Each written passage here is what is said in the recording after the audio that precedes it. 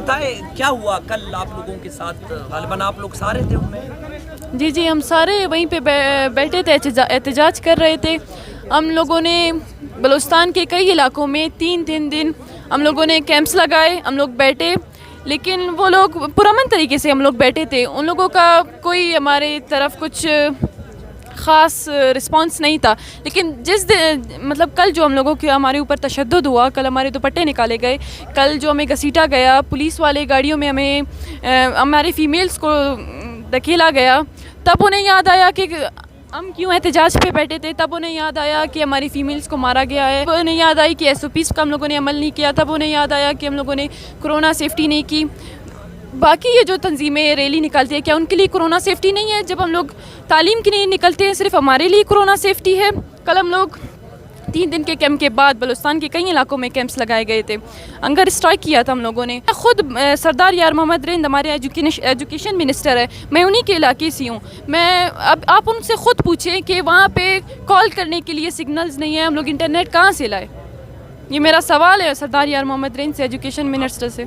इन्होंने जो भी कुछ किया, जिस तरह औरतों को घसीटा गया, जिस तरह उनके साथ मारपीट की गई, जिस तरह उनके दुपट्टे खींचे गए, ना उनके सरों पे दुपट्टे थे, ना उनको किसी चीज़ का पता था, उनको बस पुलिस घसीट के और वैन्स में डाल के, और उनको आपको इतनी शर्म नहीं आई क्योंकि आप बलूचिस्तान में रहते हैं। सबसे पहली बात, आप एक मुस्लिम, आप कहते हैं एक इस्लामिक हमारी कंट्री है, उसके बावजूद जो है ना आप क्या करते हैं कि आप औरतों पर जो तशद्दुद करवाते हैं।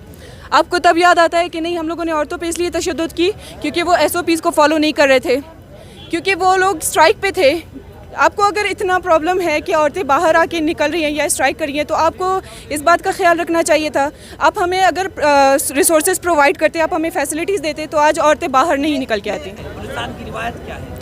आप खुद भी बलूचिस्तान से ताल्लुक़ रखते हैं, जैसे कि मैं भी बलूचिस्तान से ताल्लुक़ रखती हूँ। आपको पता है कि यहाँ पे औरतों को कैसे इज़्ज़त दी जाती है, उनको कैसे रखा जाता है, कि अगर कोई गुजर रहा है तो सबसे पहले वो साइड होता है कि नहीं, कोई औरत आ रही है, हमें उसे जगह देनी चाहिए। लेकिन उसके बावजूद आप यहाँ पे देख सकते हैं, कल की फुटेज आपके पास पड़ी होंगी, कल की फुटेज देखी होंगी कि किस तरह उनको घसीट के, उनके दुपट्टे वगैरह, जिस तरह उनके साथ जो हुआ वो बहुत ज़्यादा तज़लील। कल हमें थाने लेके गए थे, मैं उनके साथ, या आपने मेरी वीडियोज़ शायद पिक्चर्स देखी होंगी, जो मेरा दुपट्टा सर पे नहीं था, लेडी कांस्टेबल शबाना अब्दुल थी, उसने मेरा दुपट्टा खींचा, और बाकी मेरे साथ जो फीमेल्स थी उनका दुपट्टा खींचा, उनको तशद्दुद का निशाना बनाया गया। उन्हें कल हमारी प्रोटेस्ट इस तरह हुई, हम पुरअमन प्रोटेस्ट कर रहे थे। फिर हम लोगों ने एक रैली रिकॉर्ड करनी थी सिर्फ हाई कोर्ट तक आने की, कि हम लोग अपनी रैली रिकॉर्ड करेंगे पुरअमन तरीके से। बस हम लोग टैक्सी स्टैंड तक आए, पुलिस वालों ने हमें रोका, हमें कहा कि आप लोगों के साथ सिक्योरिटी नहीं है, वहाँ आप लोगों को सिक्योरिटी देंगे। फिर उनके बाद उन्होंने कहा कि आप लोगों ने किसी बड़े बंदे से नहीं पूछा, उनसे पूछ के फिर यहाँ आओ। फिर हमें बोला कि 15 मिनट आप लोग बैठो, फिर आप लोगों को जाने देंगे। फिर हम लोग 15 मिनट बैठे, पुरअमन तरीके से बैठे। फिर हम लोगों को उन्होंने कहा कि आप लोग 25 मिनट बैठो, हम लोग 25 मिनट बैठे। फिर हमें कहते, फिर बाद में जाम कमाल और बाकी उनके जो नुमाइंदे हैं वो कहते हैं कि हम लोगों ने SOPs पे अमल नहीं किया, कि SOPs पे बाकी जो ये रैली निकालते हैं वो अमल नहीं कर सकते, सिर्फ हम जो तालीम के लिए निकलते हैं सिर्फ हम अमल करेंगे। क्या नाम है आपका?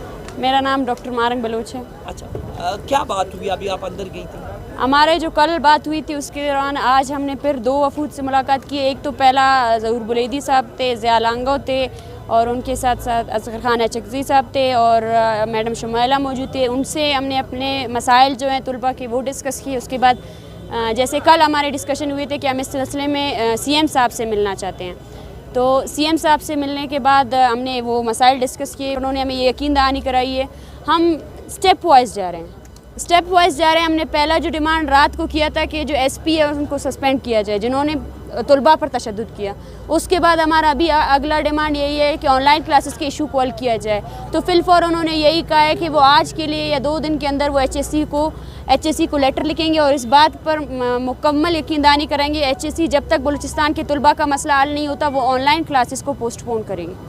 और फिर कल के लिए हमारा फॉलोअप है कि अगर ऑनलाइन क्लासेस 20 दिन के लिए पोस्टपोन होंगे या 30 दिन के लिए, तो उसके बाद बलूचिस्तान हुकूमत क्या अकोमोडेशन दे सकती है स्टूडेंट्स को कि उनके ऑनलाइन क्लासेस भी हो और उनके जितने मसाइल है वो हल हो। और तीसरा जो फ़ीस का हमारा मसला था उस सिलसिले में हमने बात की, तो जो मिनिस्टर है, फाइनेंस मिनिस्टर और सीएम साहब ने हमें यकीन दहानी कराई है कि इस बार जो रिलीफ फंड है उसमें ये हमने ये कहा है कि कोविड-19 की वजह से, क्योंकि इतना एक्सपेंस नहीं हुआ है, तो हम यूनिवर्सिटीज़ को यकीन दहानी कराएंगे बलूचिस्तान के कि वो फ़ीस को कम करेंगे। और तब तक हम यूनिवर्सिटीज़ को रिलीफ फंड नहीं देंगे जब तक हमें इस बात की यकीन दहानी नहीं होती है कि वाकई उन्होंने फ़ीस में कमी की है। तो अभी आप जा रहे हैं एहतजाज ख़त्म करके? देखें, एक नेगोशिएशंस जब होती है, हमारा धरना कल भी हमारा मुजाहरा पीसफुल था, उन्होंने हमें तशद्दुद किया, तो हमारा आज का धरना इसीलिए था कि हम देखेंगे कि हुकूमती नुमाइंदे संजीदगी का मुजाहरा कर रहे हैं या नहीं। अगर वो नहीं करते, हमने कहा था, तो फिर हम फिर से यहीं पे धरने में बैठते। हमने धरना इसी वजह से पोस्टपोन किया है कि कल हम फिर से मिलेंगे, और अगर विद इन डेज़ हमने देखा कि गवर्नमेंट जो है ना वो संजीदगी का मुजाहरा नहीं कर रही, तो हम दोबारा से यहाँ बैठेंगे। एक मुसलसल जद्दोजहद है, जब तक हमारे मसाइल हल नहीं होते हैं हम यहाँ पे बैठे रहेंगे। फ़िलहाल के लिए ये पोस्टपोन है। क्या आप समझती हैं कि सूबाई हुकूमत खुद मुख्तार है, वो फैसले कर सकते हैं, वो HSC को पाबंद कर सकते हैं, वो यूनिवर्सिटियों को ताले लगा सकते हैं? देखिए, इस बात पे तो ये फ़ैसला ज़ाहिर सी बात है, एक सूबाई हुकूमत है, एक सूबे को चला रही है, उनके पास इतना इख्तियार होना चाहिए। जब मैं उनके पास जाती हूँ या तलबा उनके पास जाते हैं, तो वो यही कह रहे हैं कि हम अपनी कोशिश करेंगे। इसमें मसला ये है कि सूबाई हुकूमत का कि हमारी 18 अमेंडमेंट यहाँ पर अभी तक लागू नहीं हुई है, हमारी खुद की HSC नहीं है, वो इस चीज़ पे काफ़ी हद तक ठीक है। तो वो यही कह रहे हैं कि फिर भी जो बलूचिस्तान गवर्नमेंट है वो HSC को फोर्स करेगी। अब आप बच्चों के साथ बैठ करके ये ट्विटर वाली बातें करते हैं, हम तो आपको जानते हैं कि आप कितने पानी में हैं। आप बच्चों के सामने बैठ करके, गवर्नर कौन है यहाँ पे? वो एक खातून आपने लगाई थी, वो कौन थी? वो क्या इस्लामाबाद की चेयरमैन HSC की कोई जानने वाली थी या आपकी थी?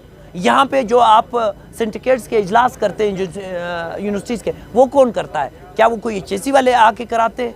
क्या फंडिंग जो आप कर रहे हैं, जिस तरह मुख्तलिफ, अभी आपने खुशदार यूनिवर्सिटी बंद कराई खुलाफत कमालिया में, जबकि आपने बारकान रकनी में दोबारा लोरलाई यूनिवर्सिटी के जिसके 600 तलबा है दोबारा ब्रांच खोल दिया है। खुदारा तमाशा ना बनाए, ये हमारे अपने बच्चे हैं।